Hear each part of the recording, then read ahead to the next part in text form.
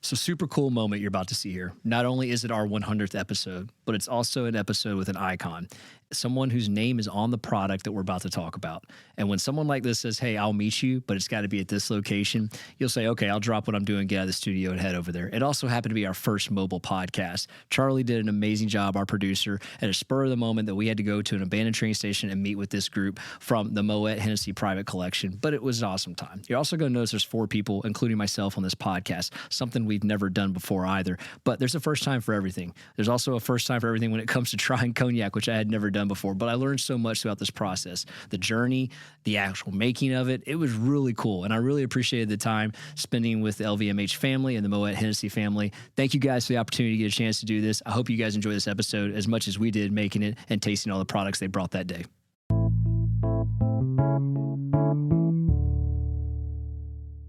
Welcome back to the What's Your More podcast. I'm your host, Quinton Harris, and I am so excited. This is our 100th episode. You know, it's been the race to 100 for so long to get here, and now it's finally here. And I am joined with some amazing guests today. I am so excited. I'm going to go ahead and start off with Mr. Hennessy, Mr. Maurice Hennessy. Thank you so much for joining us today. And I have the Moet Hennessy private members with us today as well. I'm so excited. I'm going to start with Marc Nicolosi down here on the end. Thanks for joining us today. Thank you very much for having us. We're excited. Rhonda, thank you so much for being with us today. You have led the charge to get this done for us. Thank you. So hats off to you. I'm thoroughly impressed. And having guests like this on the show don't come easy. Right. And so, you know, all the way from across the country over here, you've been traveling to get here. You've done a whole cross country trip. Rhonda McDonald, thank you so much for helping put this together. Marc, I'm going to start with you. Can you educate us a little bit on the Moet Hennessy private collection? Sure, absolutely. The brands are involved in that? Yeah, absolutely. So Moet Hennessy Private is actually a team of people who are in charge of proposing, offering the most amazing products that we have in our portfolio. So every kind of maison, we've got quite a few, about 28 brands that now we own within our portfolio. And every of these brands have unique products. Sometimes products that you can find on the liquor store at the corner of your street, and some products that you cannot.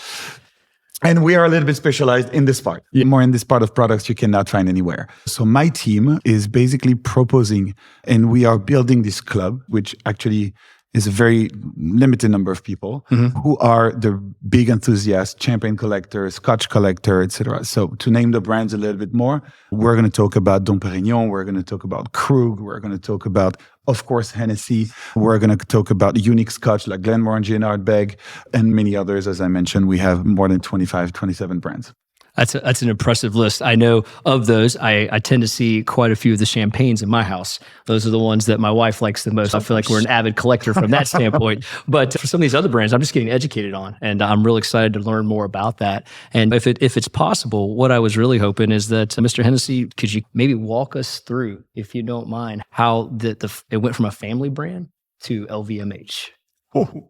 That's a loaded question. I know. I will be simple. In 1971, Bob de Vogüé, who was running Moët & Chandon, with Fred Chandon, who was big share owner, Quinton Hennessy, who was more or less running Hennessy. They happened to know each other, and they thought it would be a great idea to make a group which could be in the stock exchange, which would allow us to have more freedom, more association, to have companies in common, as we did already have some agent in common. Like in the US, both we had Shefflin. And in the major market, we were already together. So that started like that. So you had the stock exchange in Paris, and we were very proud. We had Moet Hennessy. That developed. We bought a certain amount of companies, I think Mercier, entre autres, but companies which we've sold since. But I think we bought, we had, I think, 40% of Parfum Christian Dior. I think we bought the rest. Things like that. We expanded quietly. The firm, or the group, was run by a very clever gentleman called Alain Chevalier, who was an intellectual. It was very interesting. We had a big head office in Avenue Hoche in Paris. And that developed to the extent that one day we met Monsieur Racamier, who was running Louis Vuitton, and we thought, that was in the early 80s, we thought of expanding, and we became LVMH. So Maurice Hennessy, Louis Vuitton. And so that was working, but sometimes there was a few problems between Monsieur Racamier and the rest of the group. And Monsieur Arnaud joined the fund, and now he happily runs the group, and I must say, it's an amazing success. Voilà. Wow. I read a quote that you said that when the merger of LVMH happened, that the business mindset changed, that it was being ran as a different type of business than it was as a family business. And inside of that, do you believe that the brand grew exponentially upon the merger? No, but I don't think Hennessy was run differently. Hennessy was still run by members of the family. It was expanding. It was becoming a larger company. It is true that we had activities in common with Moet. For example, I think the finance were not organized in Cognac anymore, but in Paris and all of that. But the running of the firm itself was run. It was Alain Pracontal, who was my father's first cousin, who was running the company. After that, it was his son, Henri Pracontal, till 1985 or 86. Then after that, it is true that when Bernard Arnault arrived, he preferred to have managers of the various firms known by him and named by him. But it has developed in every direction and in a very good way. Yeah, no, it's interesting. I understand that Cognac makes up about 1% to 2% of the spirits in the world. In the world, we probably, yes, but so is Rolls-Royce. It's interesting because, did you feel like COVID helped the brand grow a little bit, or did sales just go up during that time period? Yes, definitely. Yes, it did. For many reasons. A lot of the sales, in fact, arrived. They were ordered to Hennessy that was coming, and then the boats were floating along near Los Angeles, I think, or near on the coastline. Or the coastline, because there was no dockers. There was no room in the harbors. Then there were no truckers to truck them. So there were orders, and the cognac was not always arriving. Now, well, drinking it. And thank goodness it's arrived. So speaking of that, what is the best way to enjoy this? What is each one of you have your own specific way you like to enjoy it, or is there a standard way to enjoy it? What, the cognac? Yes, sir. Oh, you have many ways you can enjoy cognac. You have to think that cognac is the base of the first cocktails in the 1800s, when cocktails were invented by elegant barmen in New York. There were not many spirits. Those time you had no vodka that was kept in Russia. Gin, Mother's Ruin, was kept in London kitchen. Whiskey you had, but only if the barley crop were good enough. You have to think that barley was grown in Scotland, and it was first of all used for human consumption, for the horses, and then to distill, which was not always very legal. So you didn't have a lot of Scotch whiskey. And so the elegant spirit was cognac. And we were selling cognac when the US were not US. They were selling cognac here. So cocktails, but of course, people were drinking it, sometimes simply with water. When you read Mr. Pickwick journal, don't know if you know Mr. Pickwick journal. I do not know, sir. It's a famous English book. But anyway, every day he finishes his day by brandied water. So it's cognac and water. Okay. And that's in the mid-19th century. So cocktails, but of course, to drink it like that after a meal, before a meal. So it's really your taste. It's also the quality. Hennessy has several grades of cognac. They're all good in their ways, but the one cognac we're going to drink now, Paradis, I wouldn't use it for a cocktail. I think frankly, it's nicer to have it on its own. But the VSOP are very good on that too, but it's wonderful also as cocktail. And we have more and more barmen who are very good and cocktail makers. And we train a lot of them, even in this country, to get out of the traditional cocktails with other drinks than Hennessy. Because you can produce some great things. First of all, many of the cocktail, like the old-fashioned or the... Old-fashions, you can make an old-fashioned with this? Not this one, but with the old-fashioned with cognac is remarkable. We had some incredible old-fashions Monday and Tuesday night. Monday and Tuesday. Oh, I thought you were going to say before you came on the show. Unfortunately not. That's something that we're going to try. Rhonda, what's your take? What's the best way? Which the best one, and that's the best way you like to enjoy it? If you're talking about our more mixable brands like Hennessy VS or VSOP, it's definitely VSOP. And I will tell you a secret.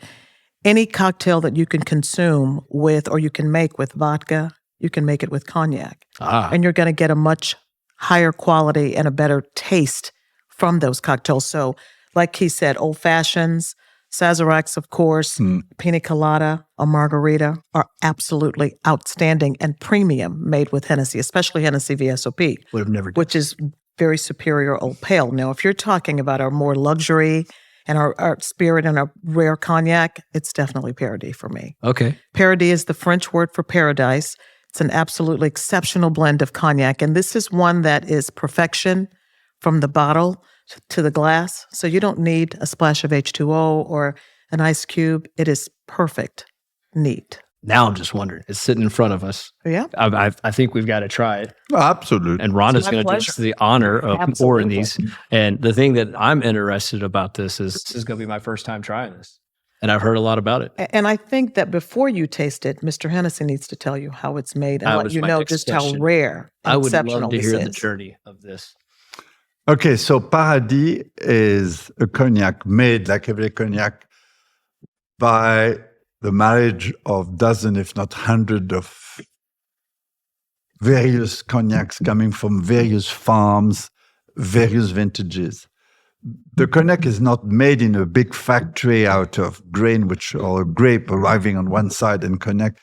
The cognac is a harmonious blending of the result of the agriculture, of the cultivation of the vine.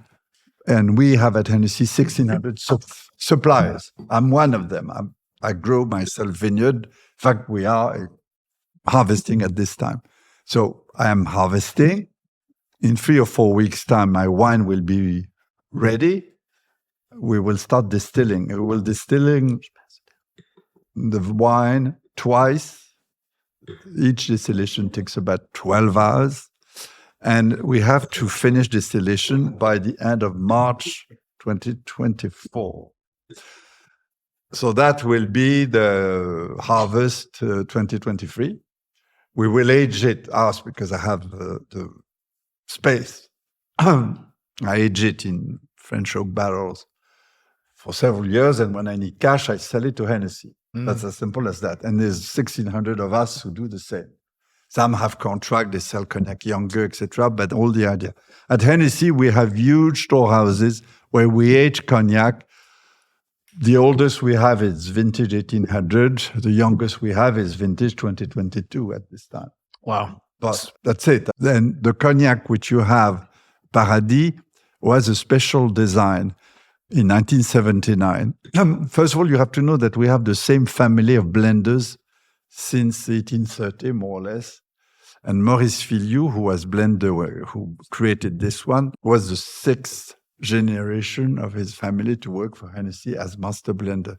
Master blender works with a team. Of course, it's not lonely work. They meet every day at 11 in the morning in the same office, and they taste.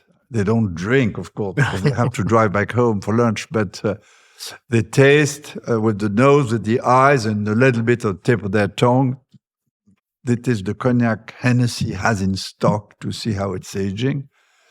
They taste the Hennessy which people like me want to sell before. They tell us, no, it's no good. Yes, it's good. They taste the cognac which is going to be later on in a bottle of Paradis or VS or any cognac which you find on the market, has been tested by batch, of course, by the master blender and his team. So this is a very important thing. Maurice Fillot in 1979 realized that the oldest cognac, in fact, we were selling on the market, was called Hennessy XO, which we still have. But Hennessy XO contains maybe the oldest are 30, 40 years old in it. But we had a lot of early 20th century and late 19th century cognac, which was there, which could produce something nice. And also, we believe in those times that fashion amongst consumers was going towards lighter drinks, higher quality, but lighter, not as heavy as the cognac of the time gone by, which we had called Extra, for example, which was a little bit heavy. So he designed a cognac in 1979, and as most of the cognac in the blend were coming from an aging storehouse called the Paradis, as you rightly say, which now we had to change the name because most of it was coming from there. We thought, let's call it Paradis. Okay. Voilà. So it's a cognac which is, of course, much less heavy than what you had in those times. It's nice, and first of all, it has a lovely color. But you can see it's rather pale. You would think that the old cognac would be darker because it's the color of the barrel. But it is pale simply because it has only been stored and aged in old barrel. The old barrel have given away all their tannin, all that color. So they give less color, but that's not really important. They give less tannin. The tannin has some taste. And you will feel it very much in the VS and in the XO. But in the VSOP also, it's aged in old wood, and this one is aged a very long time in old wood. So you will feel much more the other smell of the cognac, which could be hidden by the tannin. Voilà. It's got a great nose on it. I can already smell it. It's stunning. From the time in which you poured it. So on the nose, it's very fresh, flowery, jasmine. Then from the moment you poured Candied it, fruit. I kept smelling the oak. I felt like I was smelling Absolutely. the oak. There's Well, some there is a spice bit of there. oak. Yes, Yeah, yes. absolutely. You That's great. You're Comes right allowed off. to Comes right feel a off. bit of oak. Because There's some pepper the barrels are 50 liters, 350 liters each. So they're all the same. But I mean, it's And when you must come do and that, visit. it ages. How much do you lose in that process? How much? Well, 2 or 3% every year. Okay. So we have to refill to every year because it's better not to have half empty barrels.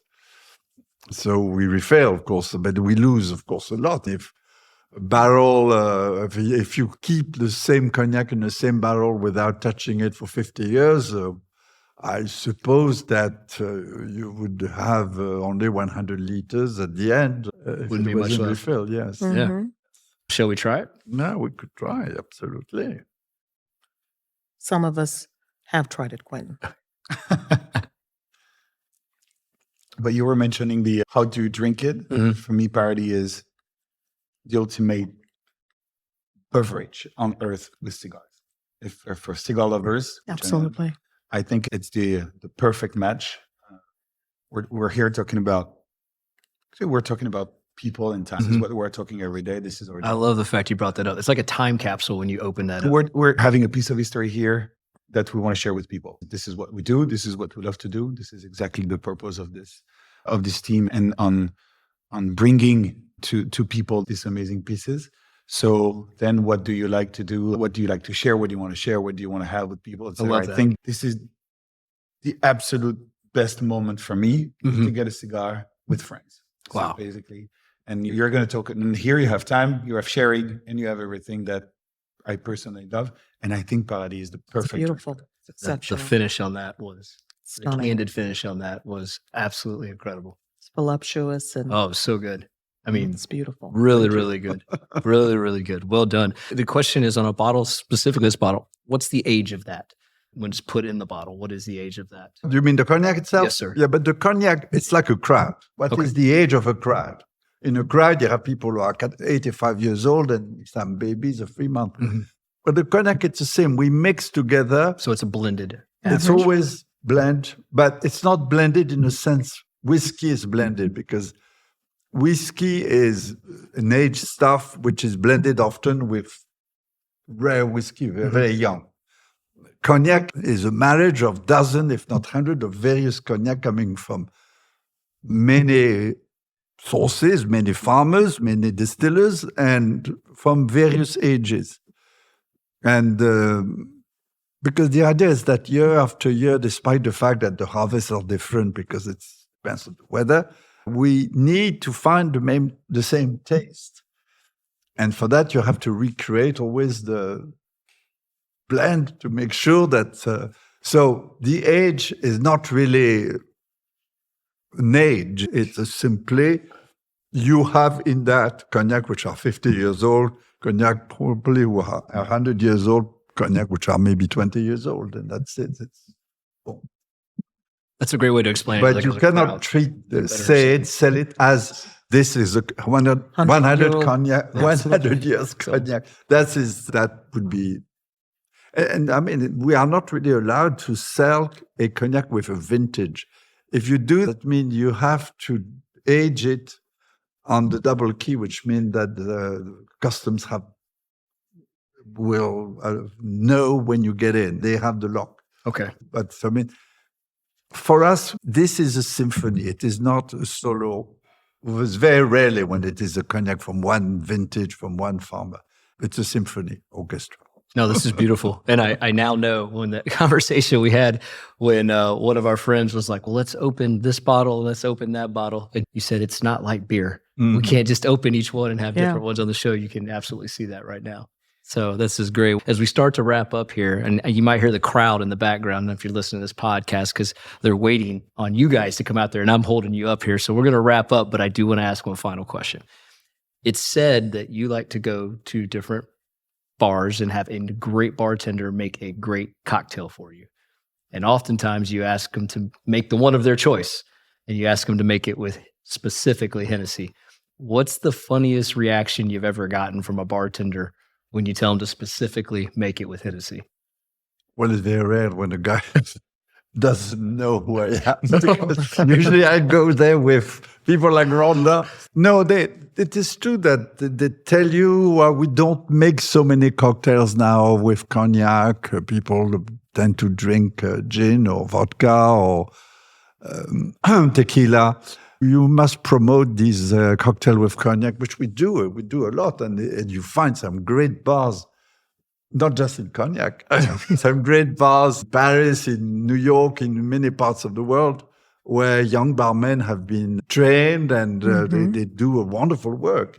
We have Jordan Bushell, who is an American guy who works 24 hours a day all over the place, over the world, I think, to teach people how to create wonderful cocktails. Usually I like them. Sometimes people have funny taste. I remember a cocktail I had with evaporated milk, and that I did not like. I would imagine that one wasn't real, interesting to have. It sounded real great as soon as you said it there. I tell you what, Mr. Hennessy, Marc, Rhonda, thank you all for being on the show today. I appreciate you guys sharing in this moment, opening that up, educating myself and our audience. Appreciate you guys coming out tonight, and just thanks again for being on the show and helping us celebrate our 100th episode. And cheers. Thank you. Cheers. Thank you all. And remember that Cognac is France, near Bordeaux, and the House of Hennessy is open for visit, and we like that. We'd love to come see you sometime. Excellent. Thank you again.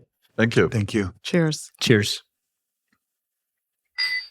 I got one more shot, I'm gonna make it. One more chance, I'm gonna take it. I meant it when I said it, now it's time for me to do it. I got one life to live, so I put them all into